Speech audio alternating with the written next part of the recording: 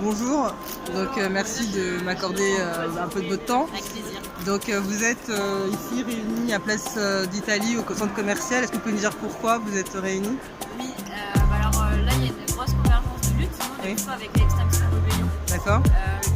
Et en fait on est assez tous d'accord sur le constat qu'il n'y aura pas de justice climatique sans justice sociale. D'accord. Et l'Extinction Rebellion porte beaucoup sur l'extinction du vivant. C'est une chose qu'on entendra, ouais.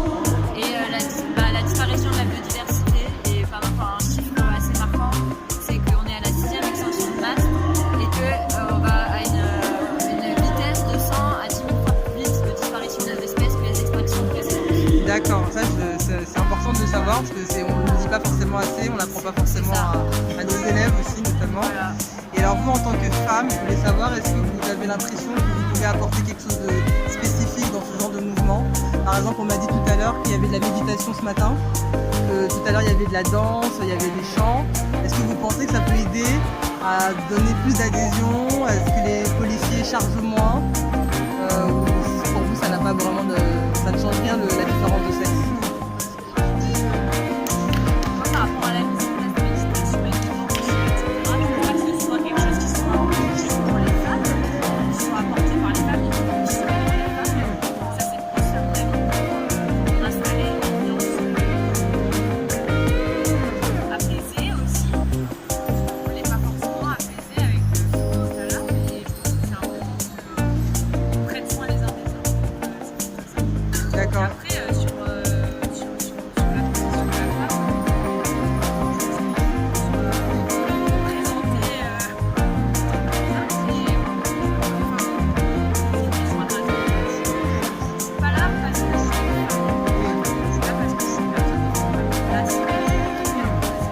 C'est intéressant ce que tu dis sur le fait de ne pas être là parce que tu es une femme, mais parce que parfois malheureusement, je l'ai vu dans d'autres mouvements de gilets jaunes, des femmes qui se plaignaient d'avoir du mal à pouvoir prendre vraiment la parole.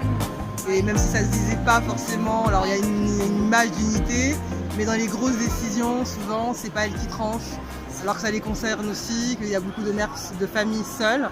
Là j'ai interviewé une femme qui m'expliquait que le gilet jaune ça lui a permis d'avoir une visibilité et que c'est pas que l'argent en fait, c'est-à-dire que Macron il parle d'argent, mais en fait depuis qu'elle a le gilet jaune, elle a du sens, ça a redonné du sens à sa vie.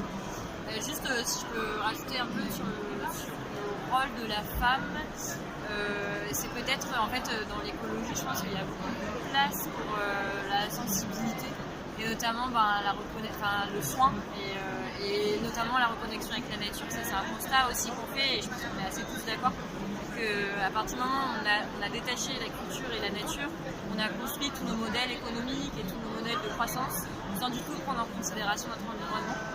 Et que peut-être que la femme est plus sensible à ça et que ce sera un lien ou en tout cas une aide pour pouvoir se reconnecter.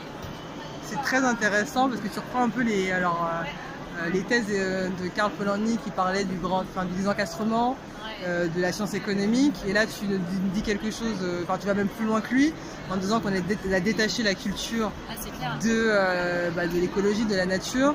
Et c'est quand même peut-être quelque chose de très très marquant. Et peut-être que les femmes, est-ce que vous pensez peut-être, nous donnons la vie. Voilà, nous donnons la vie. Et par rapport à nous, ce qu'on fait sur la surveillance, on essaie de se réapproprier aussi une identité qui nous avait peut-être volé, dans le sens où on a réinterprété les paroles de Simone de Beauvoir. Comme quoi en fait on était plus faible parce que justement on était handicapé par ça.